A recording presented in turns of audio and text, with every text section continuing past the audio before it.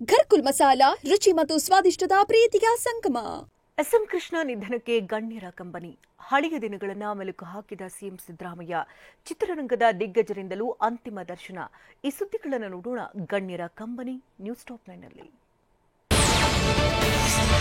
ಕೃಷ್ಣ ಅವರಿಗೆ ಗೌರವಾರ್ಥವಾಗಿ ಬೆಳಗಾವಿ ವಿಧಾನಮಂಡಲ ಅಧಿವೇಶನ ಕಲಾಪವನ್ನ ಗುರುವಾರಕ್ಕೆ ಮುಂದೂಡಲಾಗಿದೆ. ರಾಜ್ಯದಲ್ಲಿ 3 ದಿನ ಶೋಕಾಚರಣೆ ಘೋಷಣೆ ಮಾಡಲಾಗಿದೆ. ಇಂದು ರಾಜ್ಯಾದ್ಯಂತ ಸರ್ಕಾರಿ ರಜೆ ಘೋಷಣೆ ಮಾಡಲಾಗಿದೆ. ಹೀಗಾಗಿ ರಾಜ್ಯಾದ್ಯಂತ ಅಂಗನವಾಡಿ, ಶಾಲಾ ಕಾಲೇಜುಗಳು ಮತ್ತು ಸರ್ಕಾರಿ ಕಚೇರಿಗಳಿಗೂ ಇಂದು ರಜೆ ಇರಲಿದೆ. 3 ದಿನ ಶೋಕ ದಿನಾಚರಣೆ ಆಚರಣೆ ಮಾಡಿದ್ದೀವಿ. ಫ್ಲಾಗು ಅರ್ಪಿಸಿ ಮತ್ತು ನಾಳೆ ರಜಾ ಘೋಷಣೆ ಮಾಡಿದ್ದೀವಿ.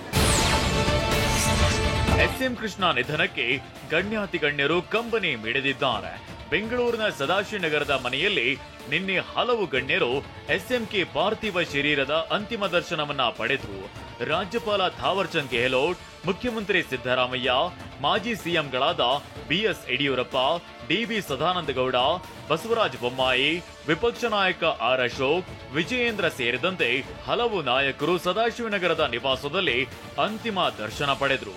ಅವರು ಒಬ್ಬ ದೂರದೃಷ್ಟಿ ಇದ್ದಂಥ ಮುತ್ಸದ್ದಿ ರಾಜಕಾರಣಿ. ಕೆಲವೇ ರಾಜಕಾರಣಿಗಳಲ್ಲಿ ವಿಧಾನಸಭೆ, ವಿಧಾನ ಪರಿಷತ್ತು, ಲೋಕಸಭೆ, ರಾಜ್ಯಸಭೆ 4 ಕಡೆ ಸದಸ್ಯರಾಗಿದ್ದವರಲ್ಲಿ ಕೆಲವೇ ರಾಜಕಾರಣಿಗಳಲ್ಲಿ ಇವರು.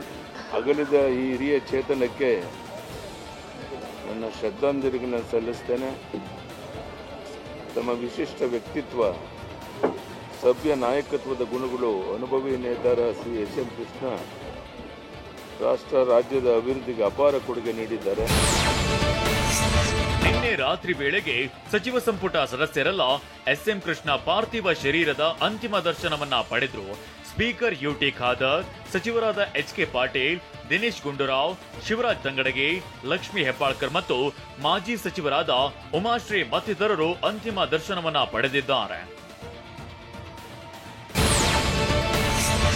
ನಟ ಶಿವರಾಜ್ ಕುಮಾರ್ ದಂಪತಿ, ಅಶ್ವಿನಿ ಪುನೀತ್ ರಾಜ್ಕುಮಾರ್, ನಿರ್ದೇಶಕ ನಾಗತಿಹಳ್ಳಿ ಚಂದ್ರಶೇಖರ್, ನಟ ಯುವರಾಜ್ ಕುಮಾರ್, ಮಾಜಿ ಕ್ರಿಕೆಟಿಗ ಅನಿಲ್ ಕುಂಬ್ಳೆ, ಹೋರಾಟಗಾರ ವಾಟಾಳ್ ನಾಗರಾಜ್ ಸೇರಿದಂತೆ ಹಲವರು ಕೃಷ್ಣರ ಪಾರ್ಥಿವ ಶರೀರಕ್ಕೆ ನಮನ ಸಲ್ಲಿಸಿದ್ರು. ದುಃಖ ಆಗುತ್ತೆ, ಯಾಕಂದ್ರೆ ವಯಸ್ಸು ಎಷ್ಟೇ ಆದ್ರೂ ಹೋದ್ರೆ ಲಾಸ್ ಅಂತ ಲಾಸ್ ಯಾಕಂದ್ರೆ ಹೇಳ್ಬೋದು 92 ಇಯರ್ಸ್ ಆಗಿದೆ. ಬಟ್ ಆದ್ರೂ ಅವ್ರ ಲೈಫ್ ಫುಲ್ಫಿಲ್ ಆಗಿದ್ರೂ ಒಂದು ಮನಸ್ಸಲ್ಲಿ ಒಂದು ಕಷ್ಟ ಅನ್ನೋದು ಇದ್ದೇ ಇರುತ್ತೆ ಎಲ್ಲರಿಗೂ. ಲಾಸ್ ಎಸ್ಎಂ ಕೃಷ್ಣ ಒಬ್ಬ ದೂರದೃಷ್ಟಿ ಇದ್ದಂತ ಮುತ್ಸದ್ದಿ ರಾಜಕಾರಣಿ ಅಂತ ಸಿಎಂ ಸಿದ್ದರಾಮಯ್ಯ ಬಣ್ಣಿಸಿದ್ದಾರೆ. ಎಸ್ಎಂ ಕೃಷ್ಣ ಸಿಎಂ ಆಗಿದ್ದಾಗ ಅನೇಕ ಸವಾಲನ್ನ ಎದುರಿಸಿದ್ರು. ಎಸ್ಎಂಕೆ ದೀರ್ಘಕಾಲ ರಾಷ್ಟ್ರ ರಾಜಕಾರಣದಲ್ಲಿ ಇದ್ದವರು. 6 ದಶಕಗಳಿಗೂ ಹೆಚ್ಚು ಕಾಲ ಸಾರ್ವಜನಿಕ ಜೀವನದಲ್ಲಿದ್ರು. ಎಸ್ಎಂ ಕೃಷ್ಣ ಅವರು ಸಮರ್ಥ ಆಡಳಿತಗಾರರಾಗಿದ್ರು. ಬೆಂಗಳೂರನ್ನ ಸಿಂಗಾಪುರ ಮಾಡಬೇಕೆಂಬ ಕನಸು ಕಂಡಿದ್ರು ಅಂತ ಬಣ್ಣಿಸಿದ್ದಾರೆ.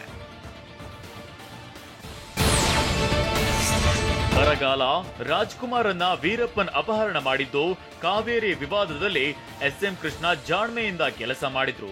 ಮಹಾರಾಷ್ಟ್ರದ ರಾಜ್ಯಪಾಲರಾಗಿದ್ರು. ನಾನು ಕಾಂಗ್ರೆಸ್ ಸೇರೋ ಮುನ್ನ ಕೃಷ್ಣ ಅವರಿಗೆ ತಿಳಿಸೋಕೆ ಹೋಗಿದ್ದೆ. ನಾನು ಕಾಂಗ್ರೆಸ್ ಸೇರೋದು ಹಿಸ್ಟಾರಿಕಲ್ ನೆಸೆಸಿಟಿ ಅಂತ ಕೃಷ್ಣ ಅವರು ಹೇಳಿದ್ರು ಅಂತ ಸಿಎಂ ಸಿದ್ದರಾಮಯ್ಯ ಹಿಂದಿನ ದಿನಗಳನ್ನ ಮೆಲುಕು ಹಾಕಿದ್ದಾರೆ. ಎಸ್ಎಂ ಕೃಷ್ಣ ಓರ್ವ ಡೀಸೆಂಟ್ ರಾಜಕಾರಣಿಯಾಗಿದ್ರು.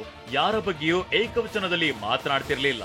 ಅವರನ್ನ ಕಳೆದುಕೊಂಡು ಮನಸ್ಸಿಗೆ ನೋವಾಗಿದೆಯಂತ ಕೇಂದ್ರ ಸಚಿವ ಪ್ರಹ್ಲಾದ್ ಜೋಶಿ ಹೇಳಿದ್ದಾರೆ. ಪ್ರಧಾನಮಂತ್ರಿಗಳು ಶೋಕ ಸಂದೇಶವನ್ನ ಪ್ರಕಟಿಸಿದ್ರು. ನನ್ನನ್ನ ಕರೆದು ಪ್ರಧಾನಮಂತ್ರಿಗಳು ಪತ್ರವನ್ನ ಕೊಟ್ರು. ಅವರ ಪತ್ನಿ ಮತ್ತು ಪುತ್ರಿಗೆ ಪತ್ರ ಕೊಡಲು ಹೇಳಿದ್ದಾರೆ. ಪ್ರಧಾನಮಂತ್ರಿಗಳ ಪತ್ರ ಅವರಿಗೆ ಹಸ್ತಾಂತರಿಸಿದ್ದೇನೆ ಅಂತ ಜೋಶಿ ತಿಳಿಸಿದ್ದಾರೆ. ಬೆಂಗಳೂರಿನ ಕೆಪಿಸಿಸಿ ಕಚೇರಿಯಲ್ಲಿ ನಿನ್ನೆ ಕೆಪಿಸಿಸಿ ಅಧ್ಯಕ್ಷ ಮತ್ತು ಡಿಸಿಎಂ ಡಿಕೆ ಶಿವಕುಮಾರ್ ನೇತೃತ್ವದಲ್ಲಿ ಎಸ್ಎಂ ಕೃಷ್ಣ ಅವರಿಗೆ ಶ್ರದ್ಧಾಂಜಲಿ ಕಾರ್ಯಕ್ರಮ ಹಮ್ಮಿಕೊಳ್ಳಲಾಗಿತ್ತು.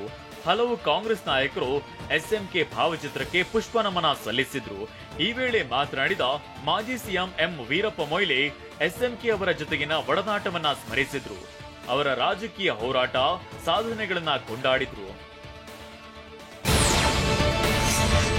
SM ಕೃಷ್ಣ ಅವರ ನಿಧನ ಕಾರಣ ಇಂದು ಮೆಟ್ರೋ ಸಂಚಾರ ಇರುವುದಿಲ್ಲ ಎಂಬ ವದಂತಿ ಹರಡಿತ್ತು. ಆದ್ರೆ ಇಂದು ನಮ್ಮ ಮೆಟ್ರೋ ಸಂಚಾರ ಎಂದಿನಂತೆ ಇರಲಿದೆಯಂತ BMRCL ಸ್ಪಷ್ಟೀಕರಣ ನೀಡಿದೆ. ನಮ್ಮ ಮೆಟ್ರೋ ಎಂದಿನಂತೆ ಸೇವೆ ಸಲ್ಲಿಸಲಿದೆ. ಸಾರ್ವಜನಿಕರು ಇದರ ಸದುಪಯೋಗ ಪಡಿಸಿಕೊಳ್ಳಬೇಕು ಅಂತ ವಿನಂತಿ ಮಾಡಿದೆ.